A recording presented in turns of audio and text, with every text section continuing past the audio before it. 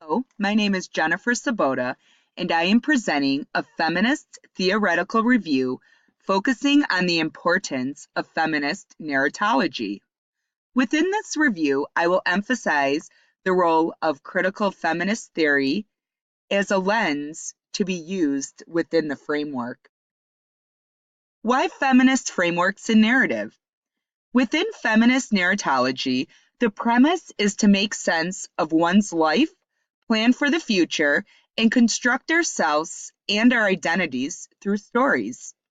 Feminist narratology ensures a responsibility to explore how and why some stories are told and not others, and why some stories can be and are heard, and others are silenced or misrepresented.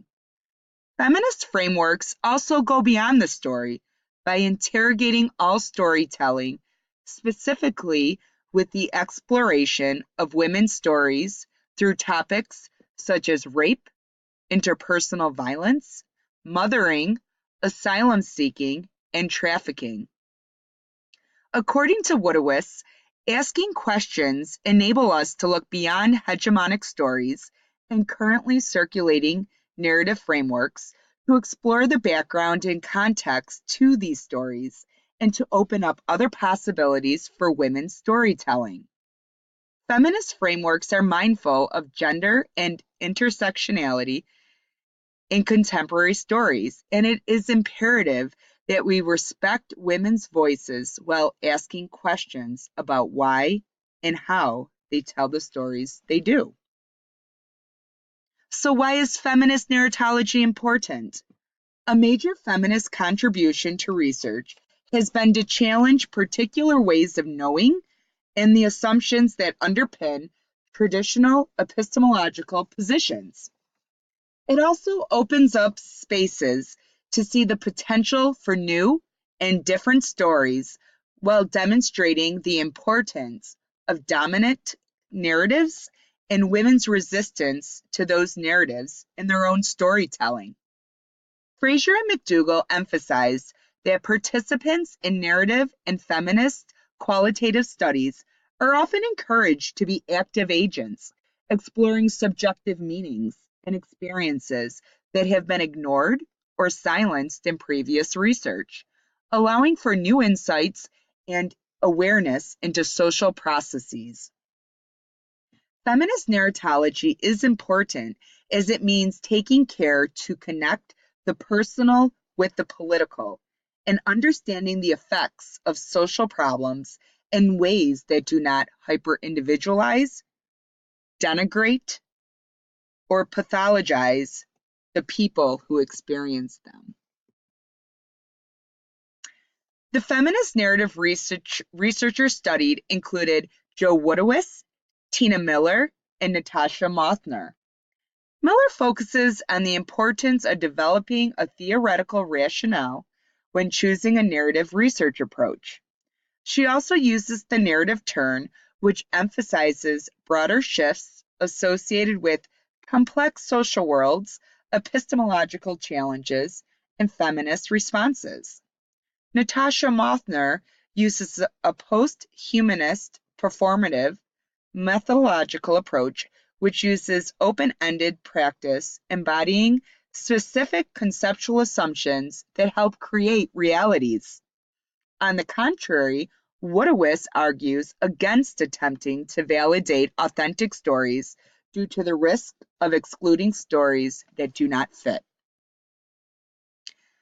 Some of the challenges and considerations of feminist narratology include understanding that feminist frameworks as narrative do not exclude those who identify as male, yet the focus is on the gendered nature of stories and storytelling. Another challenge is the impact of narrative frameworks currently in circulation, which are selective not only to women and men, but among women and men. According to Lockwood, understanding how dominant or hegemonic narratives inform and constrain individual stories and storytelling is a further challenge for feminist research.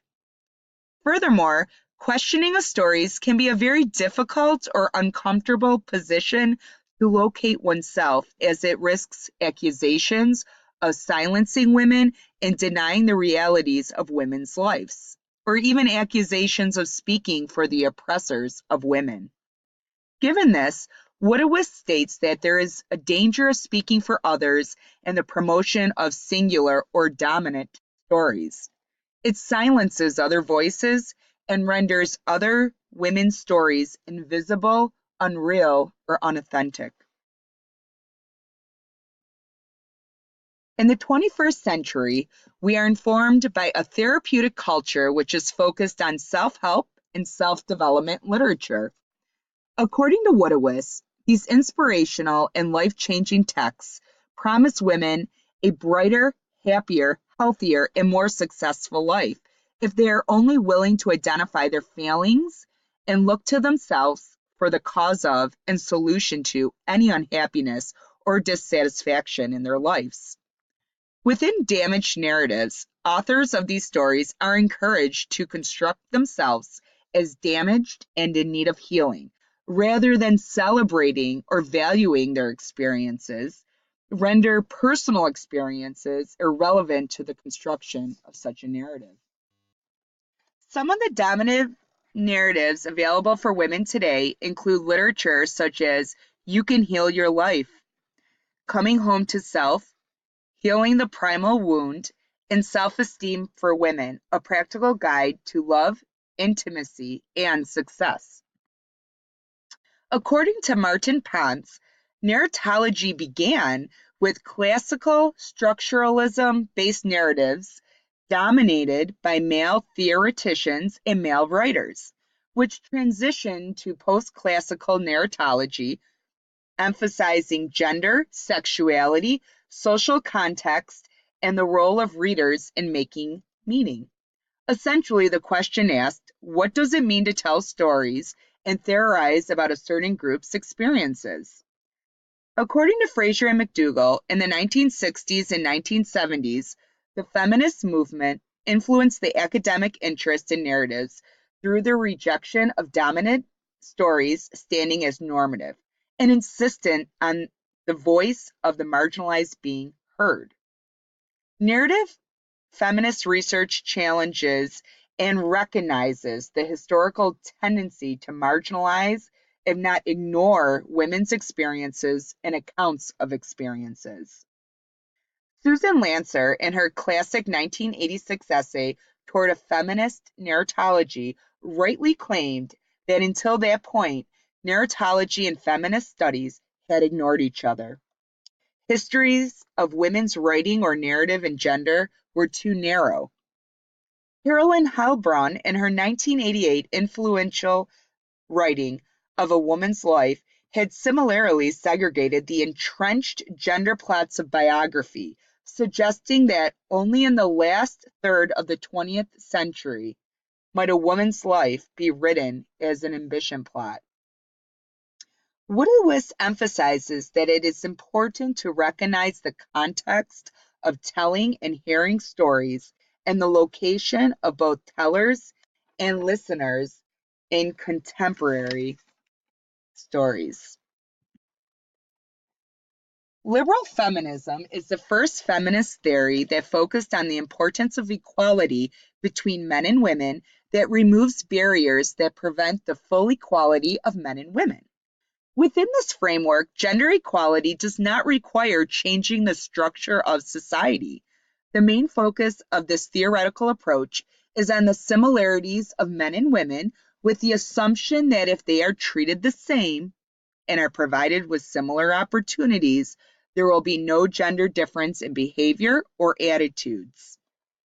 Gender equality legislation has been implemented due to pressure from liberal feminists, including the Equal Pay Act of 1963 and the Civil Rights Act of 1964 and 1991. Feminist criticism encompasses several varieties of critical analysis and understanding.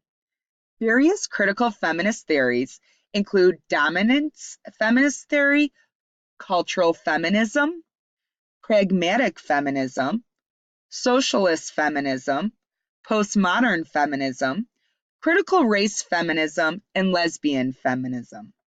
Critical feminist theory is different from liberal feminism, in which it challenges the public and private political differences among men and women that characterizes liberal thought. The notion that the personal is political also embraces narrative in which within a capitalist society, gender equality is due to the unequal power of men and women. Critical feminists focus on the patriarchal system in which men's work is valued while females' work is devalued, such as household work and childcare. Critical feminist theory is much more multi-layered and complex compared to liberal feminism, with the goal of enacting change based on social and political awareness. And in response to validity, there is a marginalized status of feminist research within the academy. There is a need to challenge and gain visibility for the feminist perspective, as there is still a strong resistance and hostility to feminist research. According to Aker, there is a need for adequacy of interpretation, a collaborative model of research, which takes into account the interpretation of both the investigator and the investigated. Given this, there will be a developing rapport between the participant and the researcher. And the next two slides show the references that were used for this presentation and also for the theoretical review. I want to thank you for viewing my presentation today, and I hope you have a wonderful holiday. If you need to contact me, my contact information is listed, and I'd be happy to answer any questions in regards to the feminist theoretical framework and its relation to narratology.